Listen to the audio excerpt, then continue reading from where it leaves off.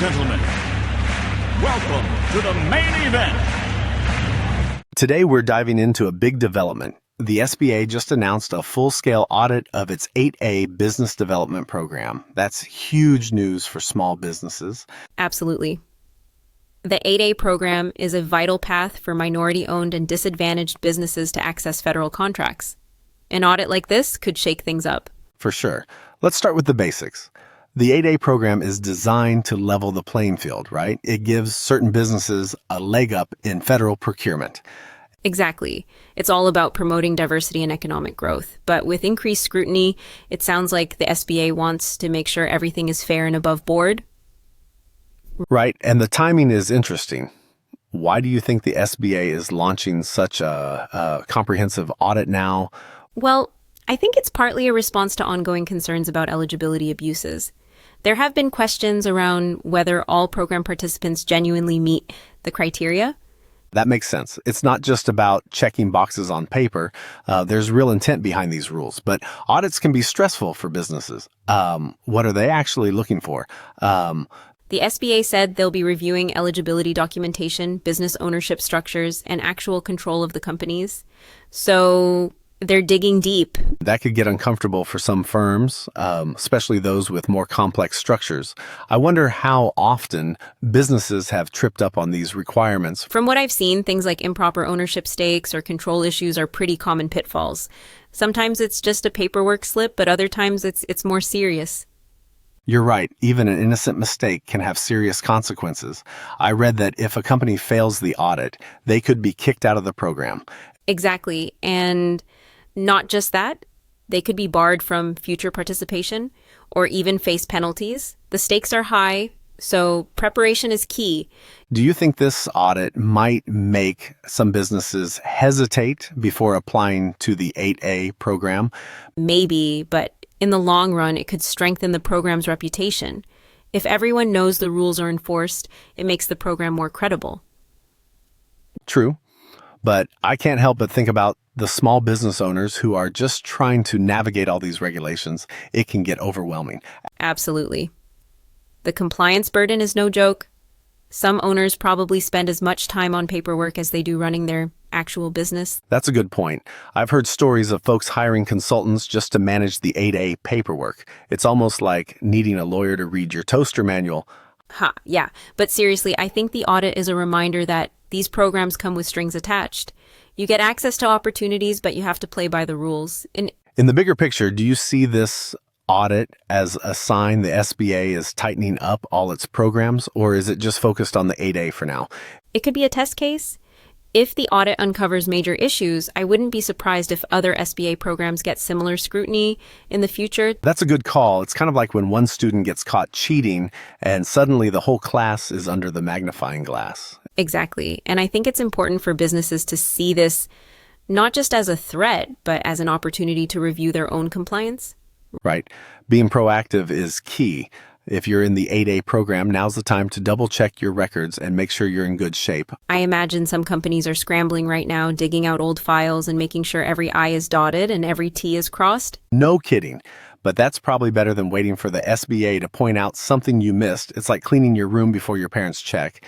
There's also a trust issue here. The government wants to make sure taxpayer dollars are going to the right businesses, not just the ones with the best paperwork.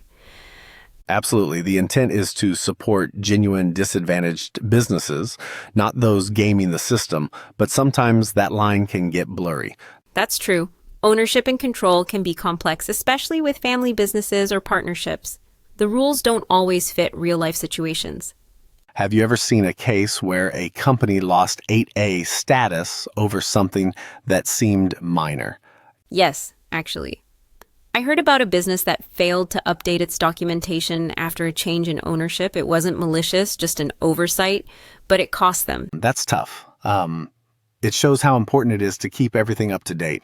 The SBA isn't just checking the initial application. They want ongoing compliance. Exactly. It's not a set it and forget it situation. You have to treat compliance like a regular part of doing business. I wonder if the SBA will offer any resources or guidance to help businesses through this audit process. That would be smart. Maybe some webinars or checklists to help companies get ready. Otherwise, you risk punishing honest mistakes.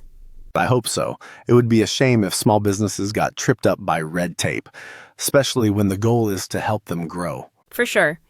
But on the flip side, without strong enforcement, the program could lose credibility. It's a tough balance. Yeah, it's like walking a tightrope. Too much enforcement and you scare people off, too little and the program gets abused. Do you think this audit could lead to changes in how the 8A program is structured? Possibly. If they find systemic issues, we might see new rules or clearer guidelines, maybe even changes in how applications are reviewed. Or more frequent audits. I bet some companies would love that, like getting a root canal every year. Ouch. But it might actually help weed out bad actors and protect those who are following the rules. True.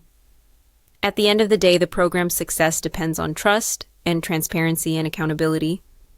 I agree. And maybe this audit is a chance for the SBA to show it's committed to those values. So, what's your advice for a small business owner in the 8A program right now?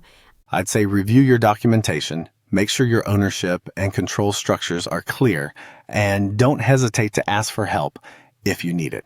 Good points.